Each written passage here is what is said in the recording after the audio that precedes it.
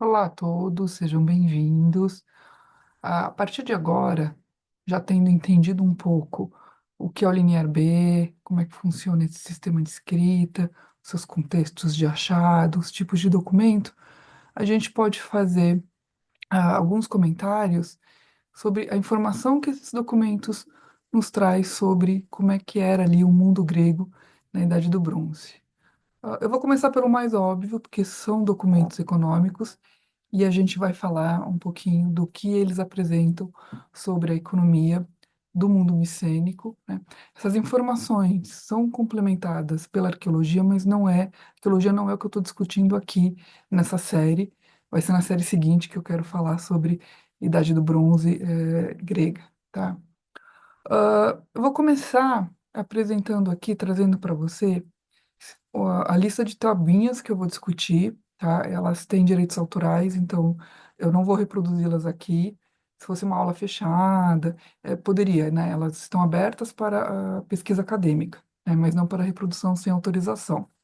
Então eu vou deixar a lista das tabuinhas que eu vou discutir hoje na sequência que eu vou discutir. Então quem tem interesse de vê-las, né?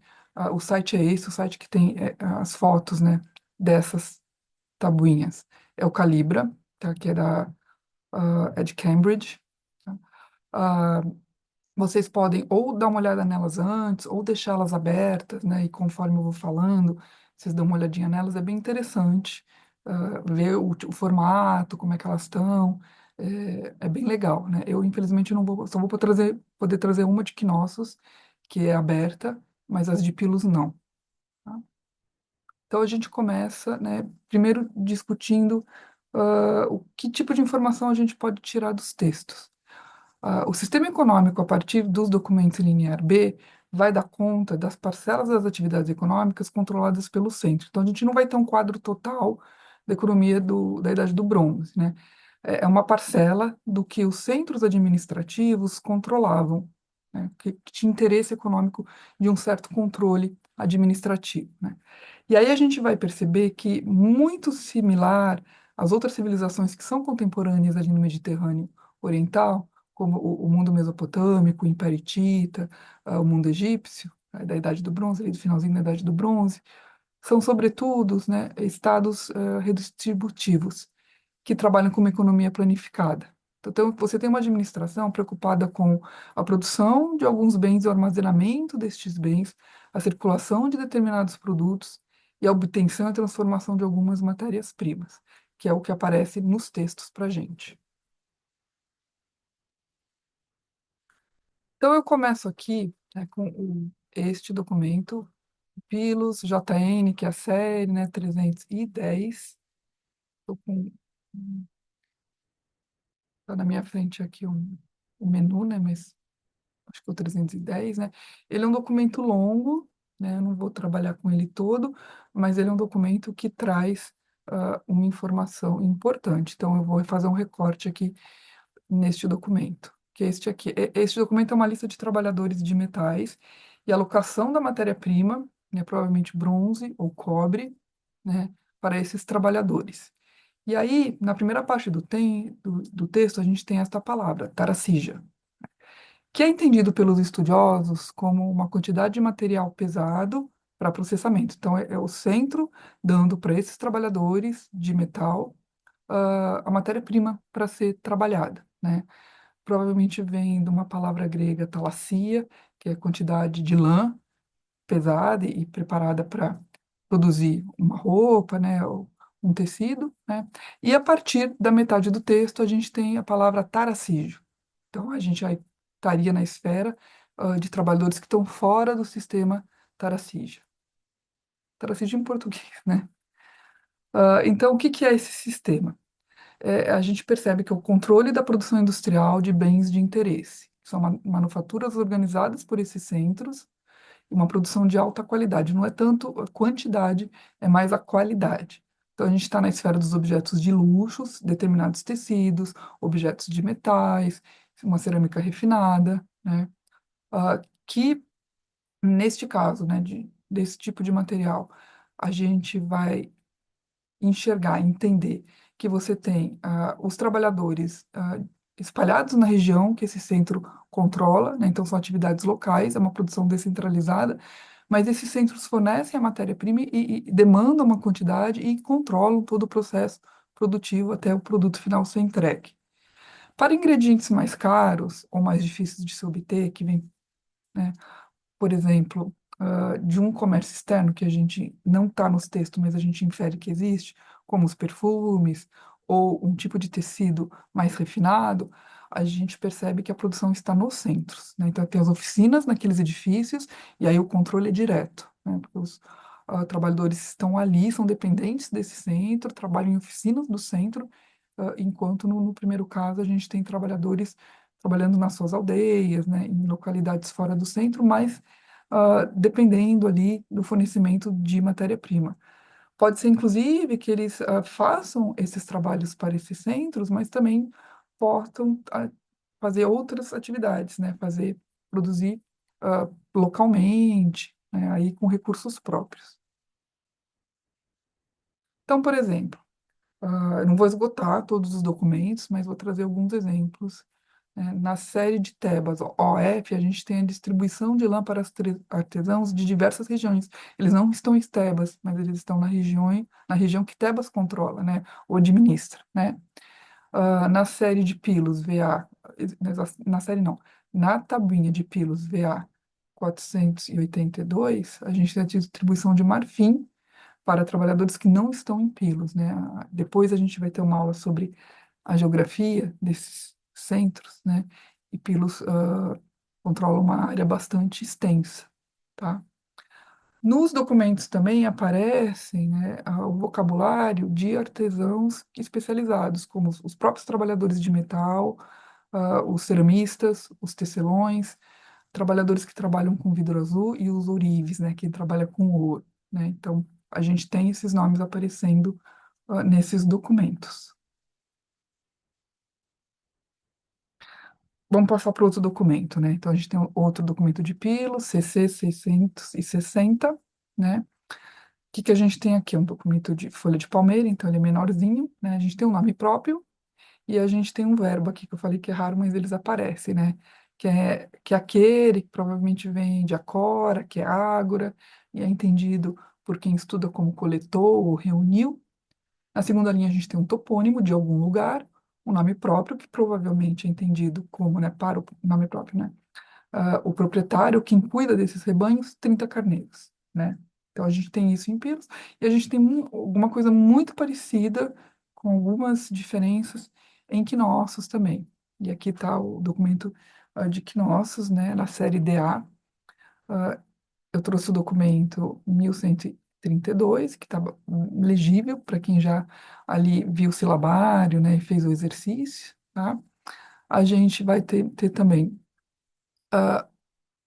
aqui está a transcrição, né?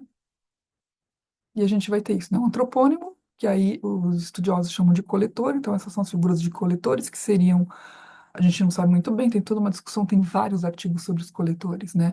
Se eles são funcionários dos centros, ou se eles são a própria elite, né, que administra algumas regiões e assim por diante, né?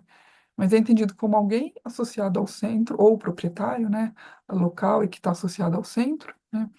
Ah, ele está associado ao centro e ele controla algumas atividades. Aqui, no caso, alguns rebanhos que vão fornecer lã. A gente vai ver sempre que é carneiro, né? Que produz maior quantidade de lã. E está associado a essa produção de lã. Então, a gente tem um tropônimo na primeira linha, que é associado ao coletor, como a gente tinha em Pilos também. Depois a gente tem na segunda linha um outro antropônimo que é entendido como proprietário desses rebanhos ou quem é responsável por esses rebanhos, né? Um topônimo e aí a quantidade ali de aqui carneiro 100, né? Eu acabei não colocando, né?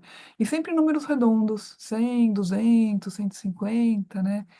Que é, então, entender, principalmente em equinócios, a gente percebe que existem dois tipos de rebanho, os que estão associados aos coletores, que estão nas regiões mais distantes de equinócios, então dá para pensar que ali tem uma elite local, que tem seus rebanhos, e uma parte desses rebanhos eles têm que mandar para o centro, então sempre em números redondos, que é mais fácil para o centro controlar, Mas também tem uma série, né, de rebanhos de ovelhas nas regiões próximas, aqui nossos, que não aparece a figura do coletor. Então, entende-se que pertence ao centro, né? Então, não precisa nem identificar essa primeira figura, esse primeiro nome. Tá? Em Quinossos, nessa série DADG, a gente contabiliza cerca de 100 mil carneiros que o centro ali reivindica ou controla, direto ou indiretamente. Especificamente na série DK, tem a questão da tosquia, o momento da tosquia, e DL, né, o controle da procriação, de como esse rebanho de carneiros aí está sendo reposto, né? Isso também é bastante interessante. Agora, mais uma tabuinha, né? PIAB 186, né? Na série A de Pilos, a gente contabiliza cerca de 750 mulheres tecelãs e os seus filhos, é aquele famoso, também aqui é uma folha de palmeira, né? Aquela famosa tabuinha que tem o ideograma de mulher e depois coa, coo, né? Elas são entendidas como sendo dependentes do centro, elas trabalham ali muito próximo ou nas próprias oficinas dos edifícios administrativos, recebem a matéria-prima para o trabalho e grãos e figos como pagamento. Então, aqui, nesse tipo de registro, a gente tem a trabalhadora, os seus filhos, que talvez trabalhem também, mas o que eles aqui tem é o pagamento em grãos e figos, né? Então, mais ou menos se calculando quantas mulheres, quantas crianças e o que eles têm que receber como pagamento. E aí a gente chega na questão da taxação, né? Então a gente já viu ah, como o centro distribui a matéria-prima ou cuida de rebanhos, controla isso, mas ele também pode receber certos materiais a partir do que a gente entenderia como taxação, né? Então a série MA, MN de Pilos dá conta disso, né? Então eu trouxe um aqui que está bastante completo. Na primeira linha, a gente tem um topônimo, né? Uma região que Pilos ali controla. E a gente sempre tem, nessa série MAMN, a gente sempre tem 6 commodities entregue pelos 17 distritos que Pilos controla, alguns diretamente, alguns indiretamente. Isso a gente vai ver na aula que a gente estuda um pouco a geografia, que essas tabuinhas apresentam, né? E essas 7 commodities estão sempre registradas na mesma ordem e na razão, nesta razão, né? 7, 7, 2, 3, 1,5, 150.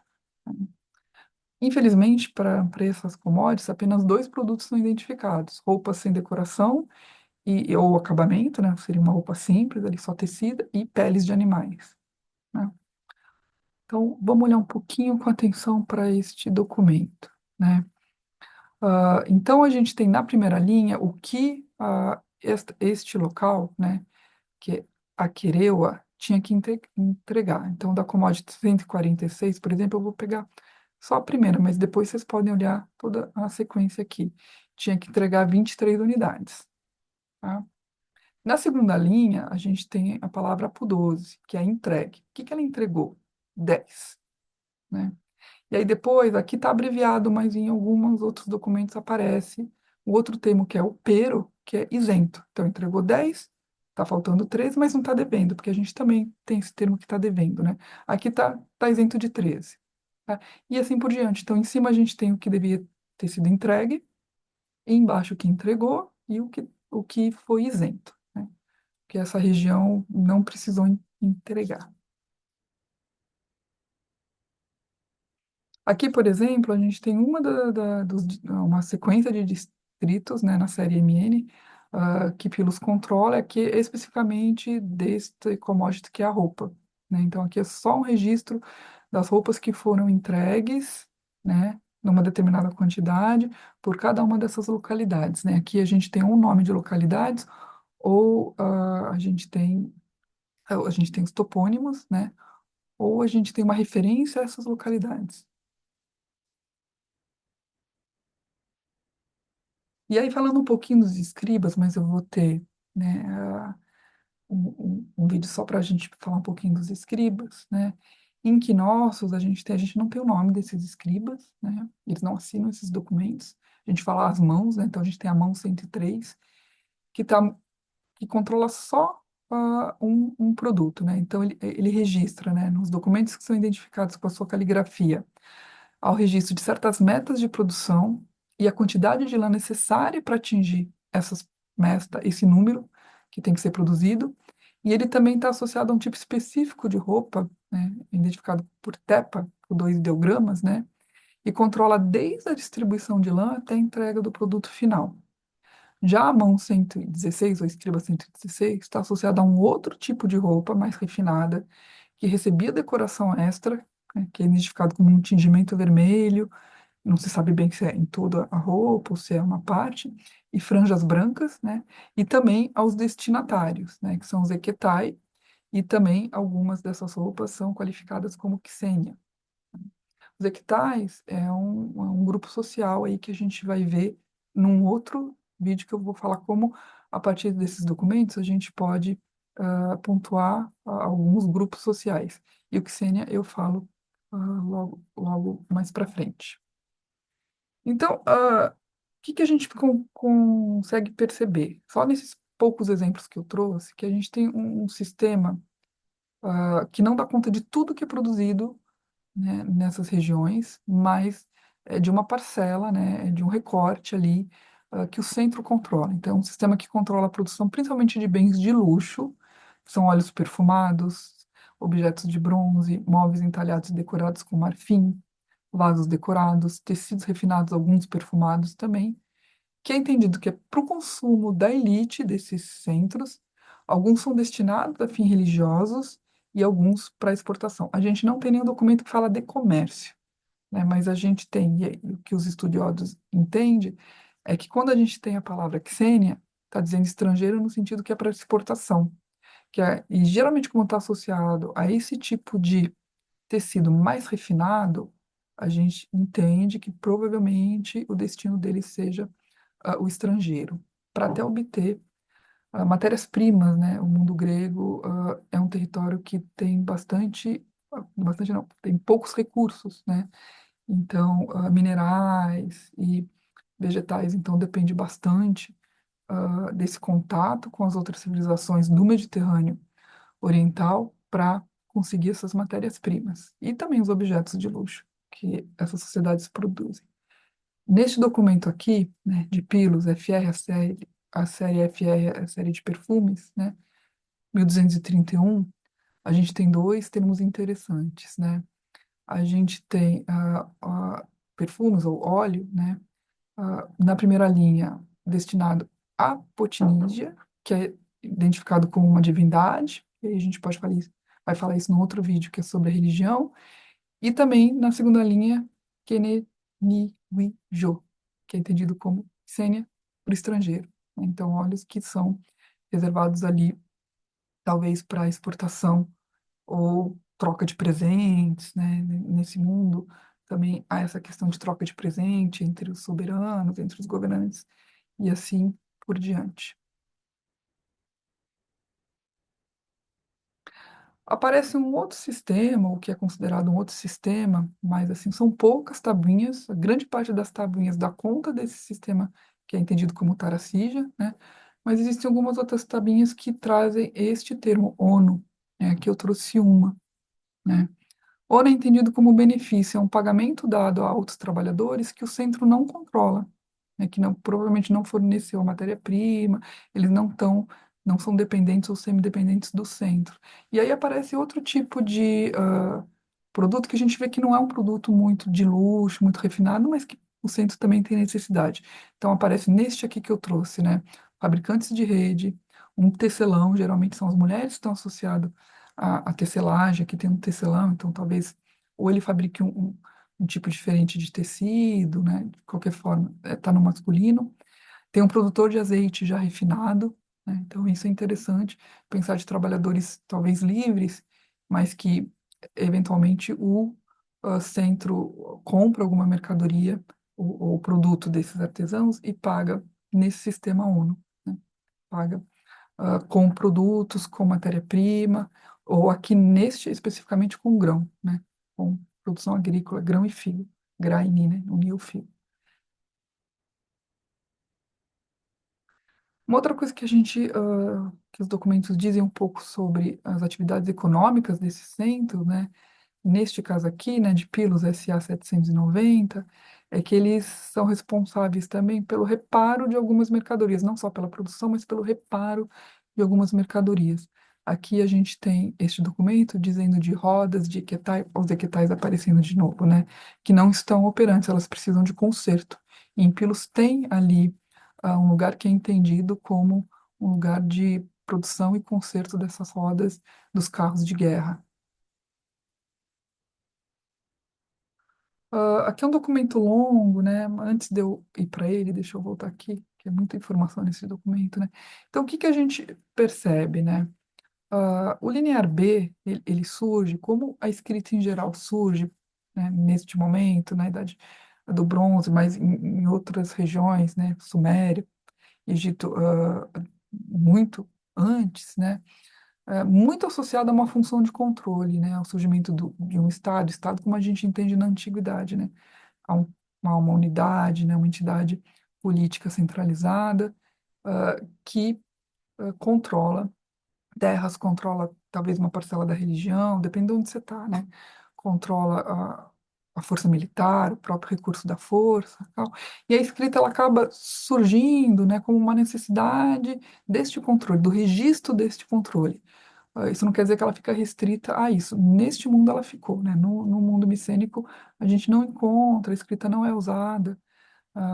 Para outros, pelo menos nas tabuinhas, né? Pode ser que em outros meios, né? Ela não foi usada para outra coisa que não seja registro econômico e administrativo, né?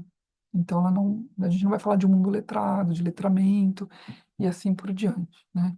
Então a primeira informação que esses documentos vão trazer é dessa esfera econômica, mas de novo de uma parte, né, da parcela que os centros ali controlam e registram também, né? Isso não quer dizer que nesses documentos a gente não possa trazer outras informações sociais, da geografia, da religião e assim por diante. Então eu trouxe esse outro documento aqui bastante longo, que eu chamo de processinho, né? Que vai nos trazer várias informações para além do econômico. Tem uma questão econômica aqui, mas ele não se restringe a essa questão econômica, né? Então, Epilos EP 704, eu não vou tratar dele todo, a gente vai prestar atenção, ele está completo aqui para vocês, né? A gente vai prestar atenção na linha 3 que tem a seguinte oração, né? Erita, sacerdotisa, possui um lote de terra comunal, que é chamado de Quiquemena, arrendado ou nato da comunidade, damo, né? Que produz, não está escrito aqui, mas se infere um total em sementes de 38 litros de grãos, né? Então, aqui também a gente vê que os lotes de terra são medidos pela quantidade de sementes que eh, ela produz, né? Então, não é uma medida de espaço, é uma medida de produção, né? Então, essa é a primeira linha. Nas linhas 5 e 6, a gente tem uma outra frase aqui, né? Então, Erita, sacerdotisa, alega possuir um lote etonígeo para o deus. Toda passe, comunidade, diz que ela possui um lote comunal que produz total de muito maior, né? 374,4 litros de grãos, tá? Então, o que que a gente tem aqui? A gente tem uma disputa entre uma comunidade e uma sacerdotisa sobre o tipo de propriedade que ela tem. Talvez ela seja uma sacerdotisa representante do centro de Pilos, e ela está ali naquela comunidade, cuidando de uma área sagrada, mas utilizando uma terra que é da comunidade, né? E aí ela diz, a questão aqui, né, que o que está em disputa é isso, né? A gente tem essa sacerdotisa da região de Esfagianes, que é um dos principais santuários identificados ali da região de Pilos, né? Que alega que só uma parte da sua propriedade é do tipo nato quiquemena, né? Que são terras comunais do Estado, mas que são sujeitas à tributação e que grande parcela das terras que ela usa são da divindade, então são isentas de tributação. A comunidade, diz o contrário, diz que toda propriedade é tributável porque pertence à comunidade, né, e não à divindade, e assim por diante, né? Então, o que que é interessante aqui, né? Perceba que isso foi registrado numa tabuinha em Pilos. Então, quem vai resolver essa questão é o centro. Então, a gente vê que, embora essas terras podem ser comunais, da comunidade local, é o centro que tem uma certa gerência sobre esses lotes, sobre o uso, o usufruto dessas terras, tá? E aí aparece um pouco o tipo de propriedade, muito pouco, né? Mas aparece um pouco da propriedade, que tipo de propriedade que a gente pode ter, que o Estado, que o centro controla, né? Vou falar centro que é melhor do que Estado, né? Então, tem a, aquela que a gente viu aqui, que é Quemena, né? Que é comunal, mas ela precisa ser tributada, né? Então, o usufruto dela, a posse dela tem pago o tributo, e tem a Quitimena, que são as terras não distribuídas para comunidades, então a gente entende que é do centro, que é da elite que está ali no centro, né? Então, elas não são tributáveis ou elas não são usufrutos das comunidades, né? E aqui a gente tem um caso desse tipo de terra que pertence a um sacerdote, né? Então, ela não está associada, não é uma terra comunal, não é uma terra que pertence a alguma comunidade, uma terra que provavelmente aquele centro se apropriou diretamente. Então, é esse tipo de informação que a gente pode pensar a partir desses documentos.